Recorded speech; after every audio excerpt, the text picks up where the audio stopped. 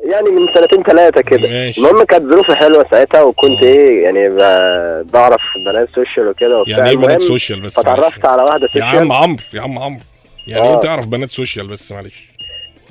ما علينا يعني. المهم لا يا عم فهمني والنبي، يعني ايه بنات سوشيال؟ يعني يعني كانوا صحاب وزمايل وكده، وننزل نتقابل والكلام ده. ايوه سوشيال دي اللي هو انت عرفتها من على النت يعني؟ بالظبط. فانت بتتقال عليها ده انا عرفت واحده سوشيال. ماشي. فانت كنت مسميها على الموبايل مثلا هندي سوشيال، رشا سوشيال كده. ايوه بالظبط. ماشي يا عم ماشي، كده. فهمني عشان ابقى معاك. المهم يعني في شهر 2 انا مش فاكر، هو الفالنتين كان في شهر 2 صح؟ الفالنتين بيبقى في شهر 2. المهم كان عيد ميلادها وكان الفالنتين. حلو، كل سنه وانت طيب. فانا ايه مش اول مره اجيب الموضوع ده يعني انت متعود ان انت بتنزل في بنات سوشيال بتتعرف عليهم صح؟ لا مش للدرجه دي. لا مش للدرجه دي. هي بس كان ايه يعني، انا بعرف اجيب هدايا كتير يعني، صحابي زمايلي كده. المهم يعني خدت برفيوم جميله. رحت واخد جنبها ساعه، وساعه يعني لو اي بنت شافتها هتقول لك انا هاخدها. حلو ماشي. المهم كانت في مدرسه، هي رحت واديت لها الساعه. هي كانت في المدرسه؟ كانت في مدرسه ثانوي. وانت كنت في سنه كام؟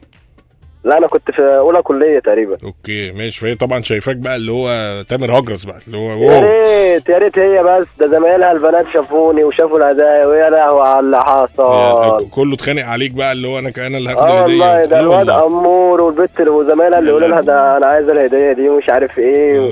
وانا بصراحه زمايلها كانوا حلوين جدا، احلى منها في السوشيال. والله الا هي سبحان الله اديت لها الهديه من هنا.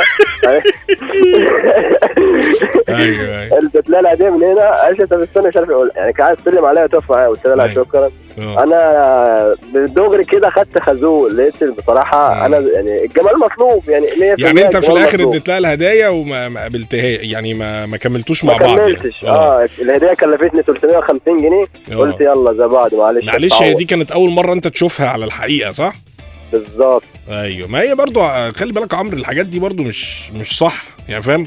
يعني انت مش صح ان انت تتعرف على حد انت ما تعرفوش، ولا تعرف شكله، ولا تعرف هو مين، ولا يعني مستخبي ورا حاجه وتقابله على الحقيقه. موضوع صعب يعني، فاهم قصدي؟ بالظبط. وهو الواحد بقى دي كانت فتره مراهقه، لما كبر والله بقى بيضحك على نفسه على الحاجات اللي هو كان بيعملها. ايوه قلت خلاص بقى انا مش هعمل الحاجات دي تاني يعني. بعد كده بقى ما بقاش غير يعني الحاجه بقى هي اللي بقت تجيب لي، مره تجيب لي مثلا ازازه برفيوم، مره تجيب لي طقم ترنج كده اللي هو بيتلبس ده 5 سنين ده. وبعد كده بقى صحابي ايه طقم ترنج اللي بيتلبس 5 سنين ده؟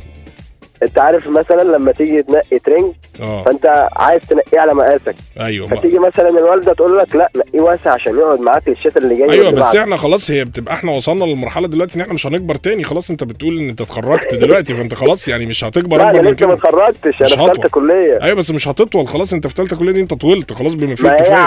هي عامله حساب انها